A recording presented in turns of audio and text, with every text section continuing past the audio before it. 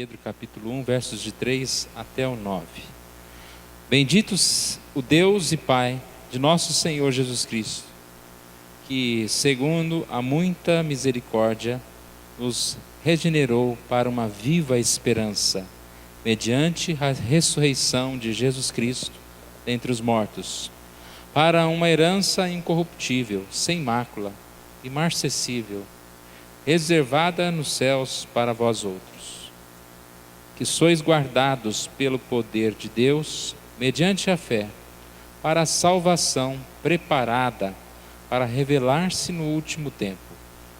Nisto exultais, embora no presente, por breve tempo, se necessário, sejais contristados por várias provações, para que, uma vez confirmado o valor da vossa fé, muito mais preciosa do que o ouro perecível, mesmo apurado por fogo, redunde em louvor, glória e honra na revelação de Jesus Cristo, a quem, não havendo visto, amais, no qual, não vendo agora, mas crendo, exultais com alegria indizível e cheia de glória, obtendo o fim da vossa fé, a salvação da vossa alma. Senhor Deus, nós agradecemos a Ti mais uma vez pela Tua palavra, pois a Tua palavra é para nós, ó Deus, o alicerce, para nós uma viva esperança, e que mais uma vez, Senhor, nós estejamos aprendendo desta palavra, e as Tuas palavras venham nos confortar, venham nos exortar, venham nos trazer crescimento espiritual para a nossa salvação, para o nosso conhecimento do Senhor. Nós oramos em nome de Jesus. Amém. Tenhamos esperança. Nós vamos falar algumas semanas sobre esse tema, a força da esperança. Um versículo básico, Romanos 15, 13, diz: o Deus da esperança vos encha de todo gozo e paz no vosso crer, para que sejais ricos de esperança no poder do Espírito Santo. Uma terça-feira nós falamos desse texto numa reunião de oração, e eu fiquei com ele em mente, pensando nessa necessidade de nós falarmos mais sobre essa questão tão importante chamada esperança.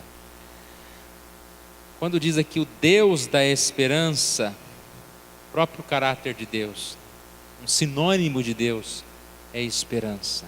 É o Deus que tem esperança, que transmite esperança, que nos dá esperança. E com certeza, se você fosse responder que é mais importante da sua vida, você poderia com certeza dizer: a esperança que eu tenho na palavra, a esperança que eu tenho em Deus, a esperança. O escritor Packer, J.L. Packer, disse o seguinte: enquanto as pessoas dizem enquanto há vida há esperança, ele acredita que mais profundamente é usar a frase ao contrário, que enquanto há esperança, há vida. Olha o que ele diz: tirando a esperança, a vida, com sua variedade fascinante de oportunidades e experiências, se reduz à mera sobrevivência, desinteressante, não gratificante, desolada, monótona, repulsiva, um fardo de dor. Sem esperança não há vida. A vida, ela acontece quando nós temos esperança, quando nós temos essa felicidade que nos move a fazer qualquer coisa. Não são as coisas que são interessantes, é a alegria que Deus proporciona no nosso coração de realizar determinadas coisas. Essa esperança que nós temos de viver bem, de ser felizes. E com certeza, sem esperança a vida não vale nada. A esperança que gera a felicidade, que é motivação, alegria para nós. Você pode ter saúde, força, mas estar desanimado, depressão, porque falta esperança. Agora, muitos podem viver até de certa forma felizes, motivados, mas se essa motivação e essa esperança for uma esperança errada, de nada vale, porque ela vai ser uma esperança com final triste e decepcionante. Uma outra frase que eu gosto muito diz o seguinte: se a escada não estiver apoiada na parede correta, cada degrau que subimos é um passo a mais para um lugar equivocado. Nós estamos falando de esperança, mas se nós vivemos muito bem motivados, mas numa esperança falha, ou numa esperança apenas passageira, é como se nós estivéssemos depositando a nossa vida no subir em uma escada, mas que está na parede errada. Você pode subir, mas você não vai encontrar o lugar ideal. No caso, quando nós falamos de subir aos céus, né? Se a escada não estiver em Jesus, você não vai chegar ao céu. Se a nossa confiança estiver em qualquer outra coisa, nós podemos ir para longe da verdade.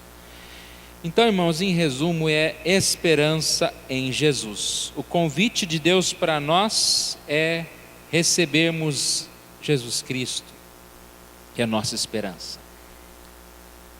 Já estou dando a resposta antes de fazer a pergunta. A pergunta é: esperar o quê? Tem algo de bom a se esperar?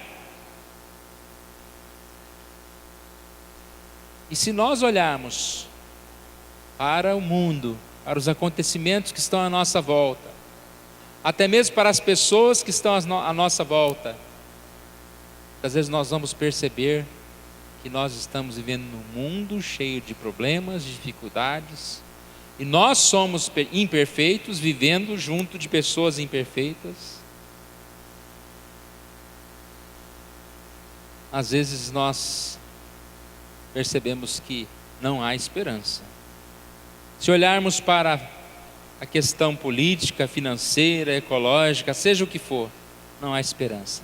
A esperança é Jesus. No próximo domingo nós estaremos aqui comemorando a Páscoa. E essa é a verdadeira esperança. A esperança da ressurreição. A esperança de que um dia estaremos com Jesus.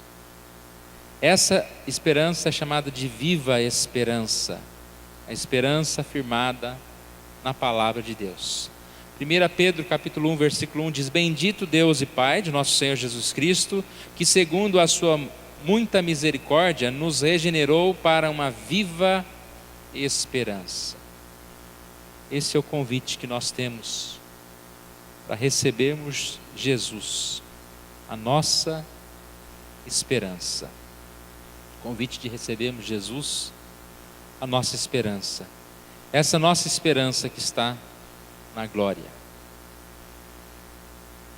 Por que nós temos esperança? Porque nós cremos e temos esperança.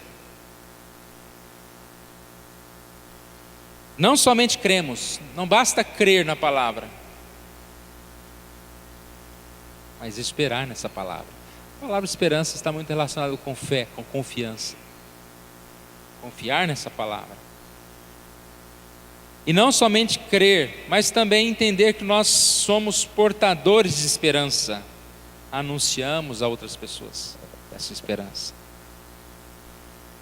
Repare, viver no mundo sem esperança, trazendo essa mais poderosa mensagem, que é a esperança.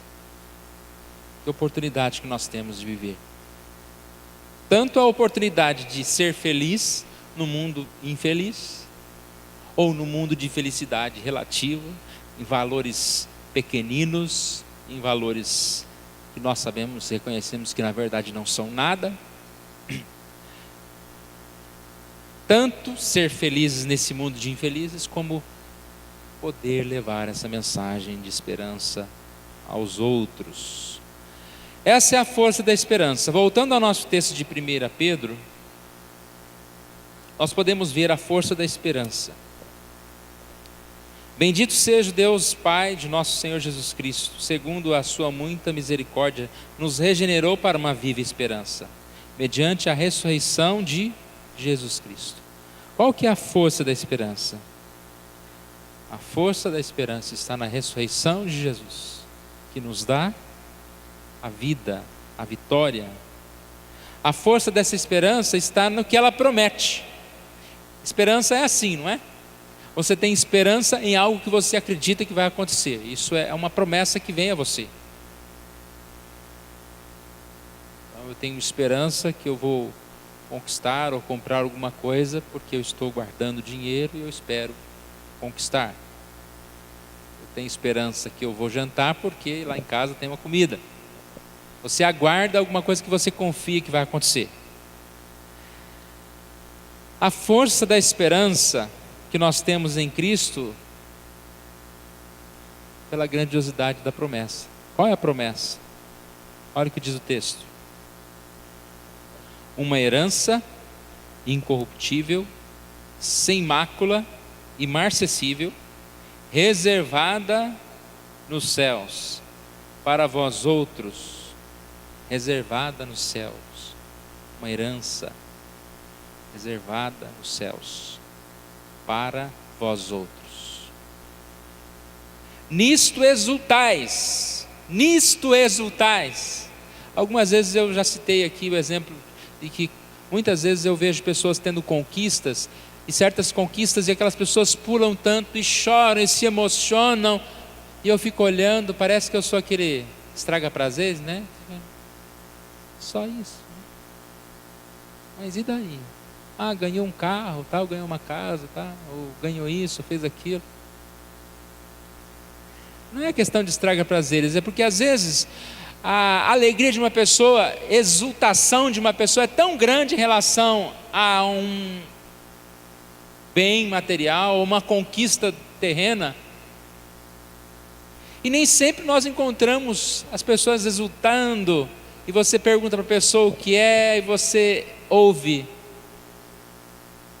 eu tenho uma herança incorruptível nos céus. É complicado isso. Nós vamos falar da força da esperança, que é Jesus, mas nós temos que ser sinceros, que aparentemente nós não estamos aguardando tanto, exultando tanto na vinda de Jesus. Nós estamos mais preocupados com o que vai acontecer segunda-feira. Uma viagem que nós vamos fazer, ou com um aumento de salário, ou com um novo emprego, e nisto exultamos. Nossas conquistas são muito terrenas, em muitas situações. A mesma coisa a nossa tristeza. A nossa tristeza muitas vezes é porque nós perdemos o emprego, porque nós não temos determinado aumento como queríamos, ou quando nós encontramos tantos problemas que acontecem.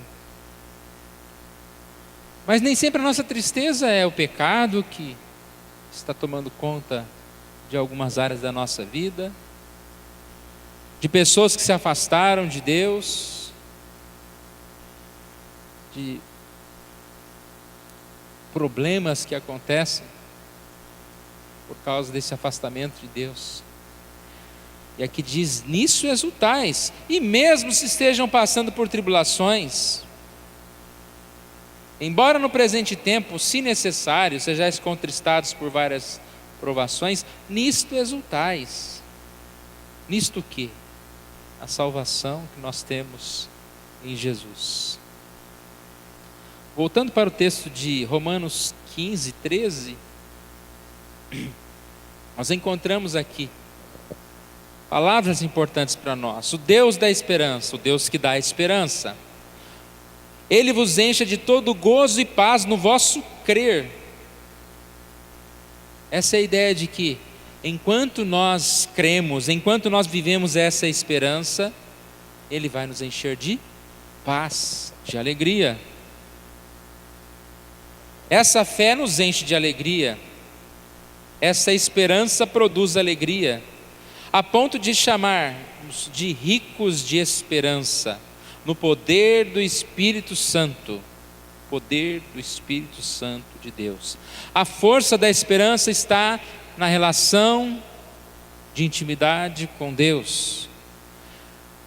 Nós recebemos a esperança, recebemos a salvação. E o inimigo, muitas vezes, tenta nos afastar dessa salvação. Tem uma frase também de um escritor que diz o seguinte: não conseguindo evitar que o crente viesse à fé, Satanás fará a coisa mais amaldiçoada que puder para afastá-lo do crescimento saudável em Cristo, de ser útil ao Senhor, uma vida de serviço e testemunho. Aqui é uma mensagem, uma frase sobre batalha espiritual.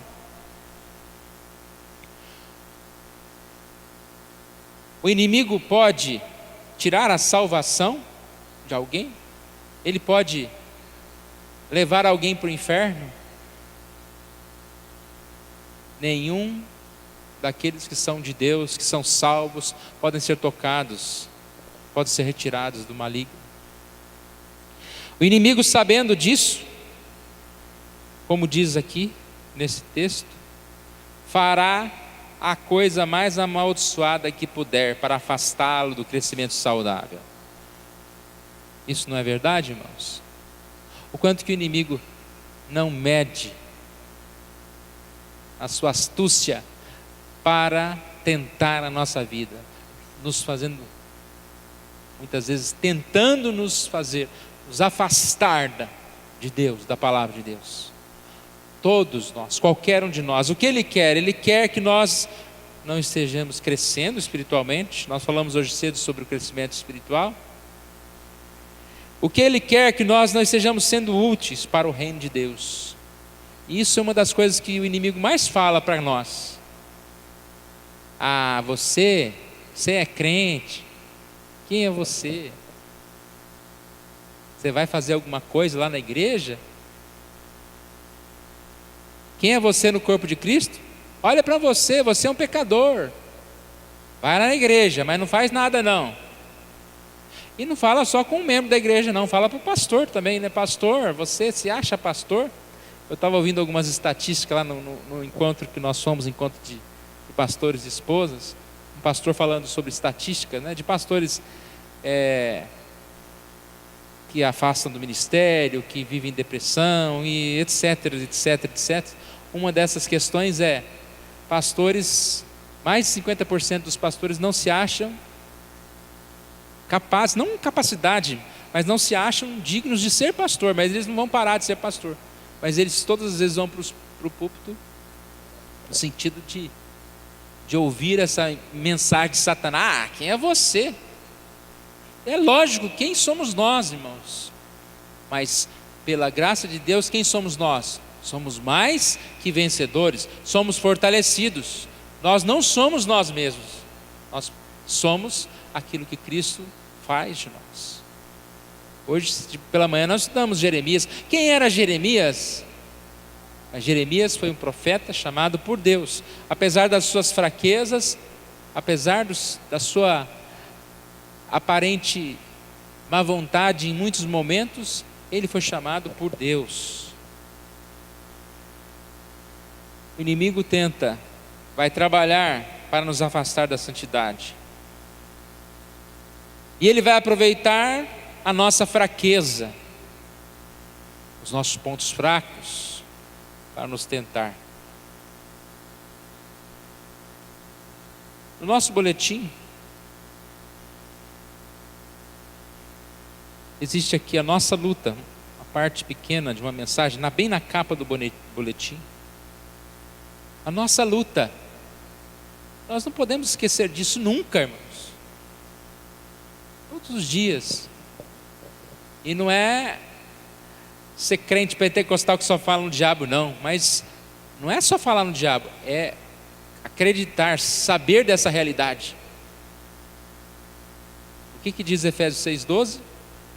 Nossa luta não é contra o sangue e a carne, sim contra os principados e potestades, contra os dominadores deste mundo tenebroso, contra as forças espirituais do mal nas regiões celestes. Nossa luta não é contra a carne ou sangue. Ou seja, nós não estamos lutando contra seres humanos, carne e sangue. Minha luta não é com o meu irmão, não é com a pessoa que tenta me perseguir, me fazer o mal, mas contra as forças espirituais do mal. Aqui ainda tem uma frase que diz: os maiores problemas do nosso tempo não são tecnológicos, políticos ou econômicos, são morais, espirituais. A menos que possamos fazer algum progresso nesses domínios, talvez nem mesmo sobrevivamos. É uma calamidade, né? O que diz essa frase? E essa frase deve ter quase 100 anos. Não mudou muito. Por que o mundo está do jeito que está?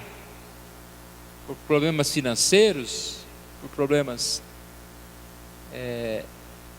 da ordem das discussões, por problema espiritual, pela fraqueza espiritual em que nós vivemos. E aí os problemas com certeza aumentam, as ciladas do inimigo. Enquanto nós acreditamos que os maiores problemas podem ser problemas materiais, os problemas espirituais estão aí ao nosso redor. Qual que é a receita de Efésios 6? Vestivos de toda a armadura de Deus, para poderes vencer ciladas do diabo. E no finalzinho diz: com toda a oração e súplicas, Efésios 6,18, orando em todo o tempo no Espírito, para isto vigiando com toda perseverança e súplica por todos os santos. Precisamos depender da palavra de Deus, revestir da palavra de Deus. Essa palavra de Deus então que nos dá esperança, essa esperança que está relacionada à comunhão que nós temos com Deus, que é escrito, que a palavra de Deus nos traz, é a fonte da esperança para as nossas vidas. Mais uma vez repito, não é lendo jornais, não é buscando ajuda nas pessoas ou em qualquer outra coisa que vamos fortalecer a nossa esperança, mas é na oração, na consolação das Escrituras, na palavra de Deus, que nós vamos encontrar força. 1 Pedro 3,15: antes santificai-vos a Cristo como Senhor em vosso coração, estando sempre preparados para responder a todo aquele que vos pedir razão da esperança que há em vós. E mais uma vez eu repito, será que nós estamos preparados para responder qual é a razão da esperança que há em nós? Aqui pode haver um duplo sentido a resposta, né? Preparados como? Preparados em saber qual que é a nossa esperança, ou preparados em conhecer e falar a respeito dessa esperança que é Jesus? Muitas vezes nós não estamos preparados em nenhuma das duas situações. Se alguém perguntar qual é a sua esperança, você fala: eu espero conseguir uma casa.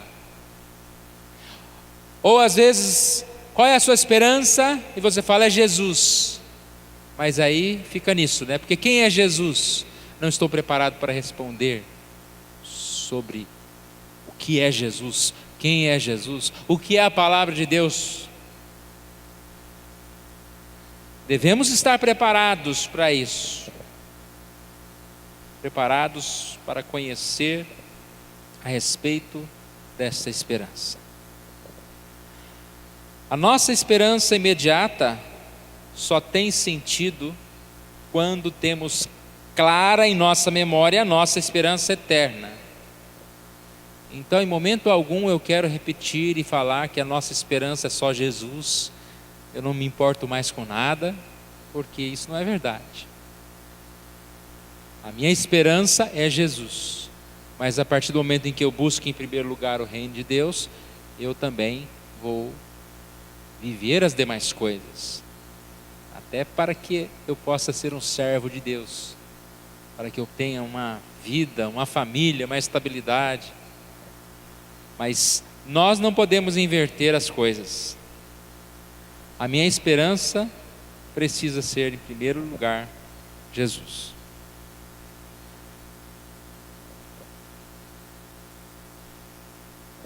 Portanto, vivemos motivados por essa esperança. Nós vimos muitas frases, muitos versículos na Bíblia, e nesses versículos os salmistas falam que a sua esperança é Deus. Quero citar dois apenas. Salmo 39, 7. E eu, Senhor, que espero? E Ele mesmo responde: Tu és a minha esperança. Será que todos os dias nós fazemos essa declaração de amor a Deus? Dizendo: Eu, Senhor, eu vivo nesta terra, mas a minha esperança é o Senhor. Somente em Ti, ó minha alma, espera silenciosa, porque dele vem a minha esperança. E aí entra a questão, irmãos: por que existem muitos fracos, muitos desesperados, muitos depressivos? Porque não tem esperança. Porque a sua esperança é limitada apenas nas coisas que pode tocar. Vive uma esperança errada. O carro com combustível errado, ele vai engasgar, né? Pode até andar um pouco. Vive frustrado. Uma frase enigmática aqui para nós. Será que a busca da esperança pode fazer alguém infeliz? E como tem feito, não? A busca da esperança ser motivo da sua infelicidade. Ou sua busca pela felicidade pode estar te deixando infeliz. Eu ouvi um certo pastor pregando uma mensagem. Ele começava essa mensagem que falava sobre depressão dizendo o seguinte: que antigamente as pessoas estavam preocupadas com os seus valores. O compromisso principal era a honra, a fidelidade. O tempo foi passando, e qual é a preocupação principal das pessoas? A felicidade. Eu desejo de ser feliz. Não importa o que isso venha custar. É aí que a busca pela felicidade vai te fazer infeliz. Porque se você tem como centro da sua vida ser feliz, e essa felicidade não é a felicidade da bem-aventurança da palavra, mas essa felicidade é andar segundo o seu próprio coração e fazer e realizar a sua própria vontade, o que vai acontecer? Para ser feliz eu vou me separar quantas vezes for necessário, porque eu preciso buscar um amor, um novo amor. Para ser feliz eu não vou me importar em ser corrupto, em roubar. O importante é ter muito dinheiro no banco para pagar lá um restaurante de 5 mil reais, né? Eu preciso ser feliz. Eu não mais me importo com valores, não mais me importo com a honra, com fidelidade. E aí nós encontramos o quê? Pessoas que, por andarem em busca dessa felicidade, cada vez mais se afastam da verdade de Deus. Então isso é uma séria realidade. Muitos vivem em depressão porque lutam para conquistar as coisas e depois eles percebem que nada disso foi suficiente. É pelo contrário. Eles vão encontrar em certo momento da vida sérios problemas, dificuldades, enfrentar sérias dificuldades na sua própria vida. A confiança em Deus gera como fruto uma esperança que não desanima. Essa esperança é diferente de qualquer outra esperança. Nós lemos no início do culto o Salmo 40 e nós vamos terminar com este Salmo 40. Ele diz: esperei confiantemente pelo Senhor, e Ele se inclinou para mim e me ouviu quando clamei por socorro. Repare que esperar não é fácil. Ninguém gosta de esperar. A gente quer que as coisas aconteçam na hora. Mas se existe a palavra esperar, é porque ela faz parte da vida. Muitas coisas nós só vamos alcançar depois de esperar um longo tempo. Até mesmo a nossa ressurreição, nós vamos viver uma vida inteira, só depois que morremos, né? E vamos estar nos céus com Jesus. Isso vai levar tempo. E o salmista diz: esperei confiantemente pelo Senhor, e Ele se inclinou para mim. Um ponto-chave aqui é a presença de Deus. Ele se inclinou para mim. Talvez não no momento em que eu mesmo clamei, no momento que eu desejava, mas no momento certo. Deus é presente, e quem espera confiante recebe essa presença de Deus. A ação de Deus é completa e poderosa. Aqui diz: tirou-me de um poço de perdição, de um tremedal de lama, e colocou-me os pés sobre uma rocha, me firmou os passos. A ação de Deus é completa e poderosa. Quem espera no Senhor, espera na fila certa, será melhor atendido. Pode não ser a fila mais rápida, mas com certeza a recompensa é maravilhosa, é tremenda. Tanto que nós, a partir daí, clamamos por justiça e somos agraciados e louvamos ao Senhor. Me pôs nos lábios um novo cântico, um hino de louvor ao nosso Deus. Nós podemos louvar ao Senhor. Deus é presente, se faz presente, sua ação é completa e poderosa. Precisamos clamar por sua ajuda. Clamamos por sua ajuda. Esse Deus é quem renova a nossa esperança. Irmãos, precisamos de mais alguma coisa? Paulo disse: a tua graça me basta. Precisamos mais de alguma coisa? O salmista disse: a minha alma espera em ti. Em ti eu sou completo. Nós precisamos mais e mais fortalecer a nossa fé. Como disse o texto de 1 Pedro, que nós lemos no início e lemos novamente no meio. Se nós nos fortalecemos nessa esperança, nesta viva esperança, nesta crença da ressurreição, nós temos uma vida de alegria, de exultação. O crente não pode ser triste, não. Temos que tomar muito cuidado com isso. Os motivos que estão ao nosso redor nos assustam muitas vezes, nos entristecem por alguns momentos, mas ser triste, ou seja, viver em tristezas, não podemos. Quando alguma coisa nos abate, a primeira coisa que nós precisamos fazer é olhar para a ressurreição, olhar para Jesus e nele esperar. Os problemas, mais uma vez, comprovam que esse mundo não tem nada a nos oferecer que possa ser suficiente para preencher as nossas necessidades, a nossa ansiedade, o nosso coração. Nada pode ser suficiente, porque nós já temos o que é suficiente, que é a nossa salvação em Jesus.